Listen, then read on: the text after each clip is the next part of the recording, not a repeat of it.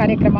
ಪ್ರಿಯರಾದ ದೇವ ಮಕ್ಕಳಿಗೆ, ನಿಮಗೆ ಈಗಾಗಲೇ ಈ ಬೆಳವಾಡಿ ಕೆರೆಯ ಬಗ್ಗೆ ಹಿಂದಿನ ವಿಡಿಯೋದಲ್ಲಿ ನಾವು ಹೇಳಿರಬಹುದು. ಈ ಬೆಳವಾಡಿ ಕೆರೆ ನಮ್ಮ ಚಿಕ್ಕಮಗಳೂರು ಜಿಲ್ಲೆಗೆ ಸೇರಿದ ಒಂದು ಬಹುಮುಖ್ಯವಾದ ದೊಡ್ಡ ಕೆರೆಯಾಗಿದೆ. ಈ ಕೆರೆಯು ಸುಮಾರು ಈಗ 2010ರಲ್ಲಿ ಒಂದು ಸಲ ತುಂಬಿತ್ತು. ಅದಾದ ನಂತರ ತುಂಬೇ ಇಲ್ಲ ಎಂಬುದಾಗಿ ಇಲ್ಲಿ ಸುತ್ತಮುತ್ತಲಿನ ನಮ್ಮ ವಿಶ್ವಾಸಿಗಳ ಕುಟುಂಬದವರು ಅನೇಕ ಜನರು ಹೊರಗುತ್ತಿದ್ದರು. ಈ ನೀರಿನ್ನು ಈ ರೀತಿಯಾಗಿ ಕಾಣುವುದಕ್ಕೆ ಅನೇಕ ವರ್ಷಗಳಿಂದ ನಾವು ಕೂಡ ಈ ದಾರಿಯಲ್ಲಿ ಹೋಗುವಾಗಲೆಲ್ಲ ಪ್ರಾರ್ಥನೆ ಮಾಡುತ್ತಿದ್ದೆವು. ನಮ್ಮ ವೈಯಕ್ತಿಕ ಪ್ರಾರ್ಥನೆಗಳನ್ನು ಕೂಡ ನಾವು ನಡೆಸಿಕೊಂಡಿದ್ದೆವು.